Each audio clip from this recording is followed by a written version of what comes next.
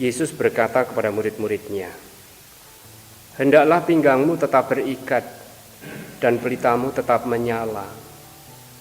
Hendaklah kalian seperti orang yang menanti-nantikan tuannya pulang dari pesta nikah, supaya jika tuannya datang dan mengetuk pintu, segera dapat dibukakan pintu.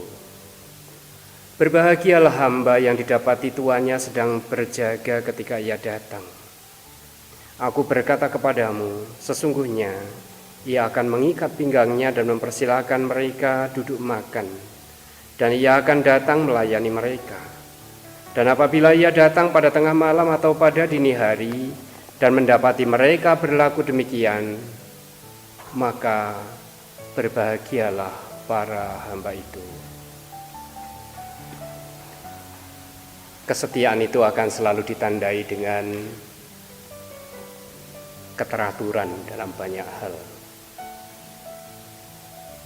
Saya mungkin pernah menceritakan pada beberapa orang bagaimana kami menemukan Romo Aryono yang kolaps di kamarnya itu. Seandainya Romo Aryono tidak hidup dalam keteraturan, kami sungguh-sungguh nggak tahu. Tetapi karena tahu Romo Aryono itu punya kebiasaan,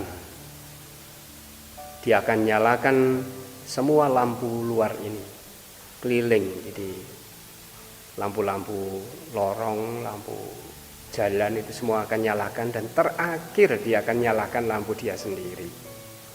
Di mata kami ini tanpa diajari sudah menjadi otomatis membayangkan itu.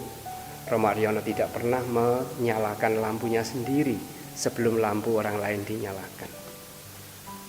Karena itu merasa aneh ketika sampai agak gelap, remang-remang begitu, lampu Romo Aryono menyala sendiri sebelum menyalakan lampunya orang lain.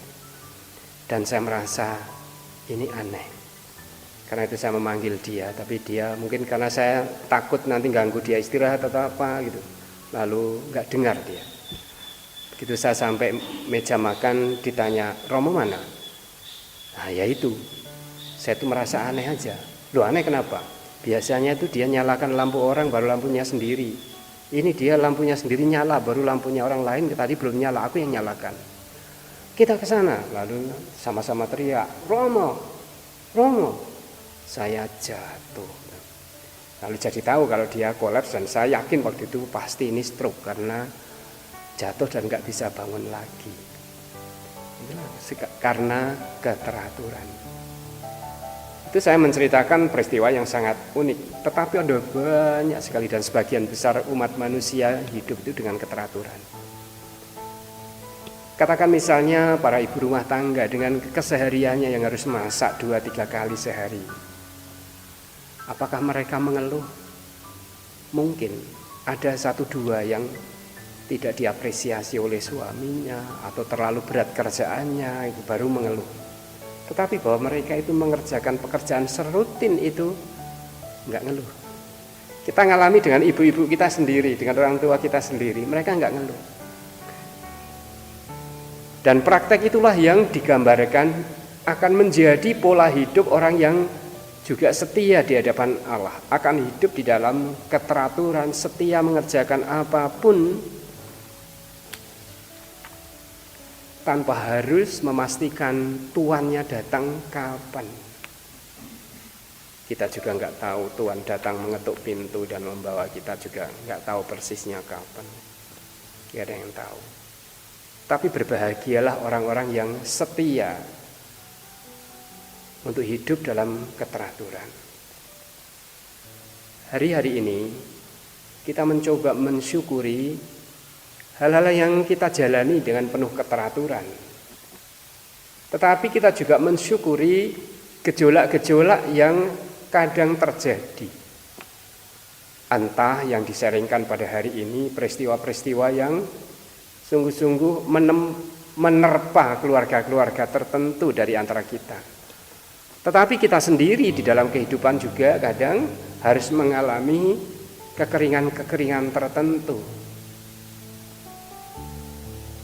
Kesetiaan oranglah yang akan bisa menemukan jalan pulang, jalan untuk kembali. Maka saya mengajak tadi untuk merenungkan kembali, mencari pada saat-saat kita merasa lemah, merasa kering, merasa desolit, apa yang memulihkan kehidupan kita? Dan itu diperlukan setiap orang, terlebih kita yang hidup sebagai karyawan-karyawati yang tentu saja dipanggil untuk hidup di dalam keteraturan.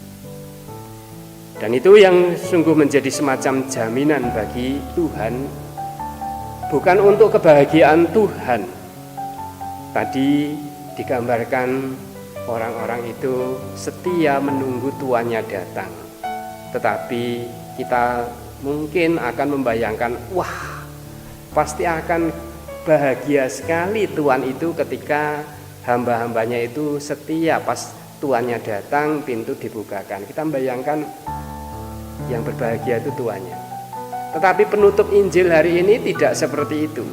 Justru dikatakan, dan apabila ia datang pada tengah malam atau pada dini hari dan mendapati mereka berlaku demikian, maka berbahagialah para hamba itu. Nah, bayanganku tadi mestinya kan berbahagialah para tuan itu gitu kan.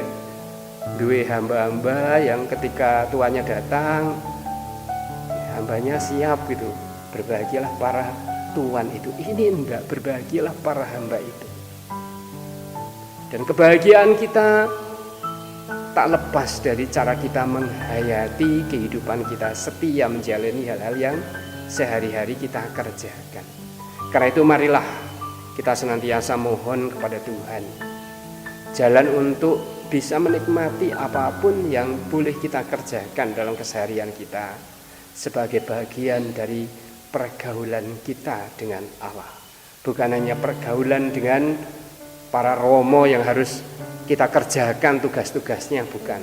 Tetapi pergaulan kita dengan Tuhan, sehingga pada akhirnya kita pun seperti dikatakan dalam Injil itu, kita menjadi orang-orang yang bahagia.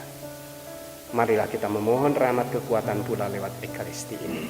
Amin.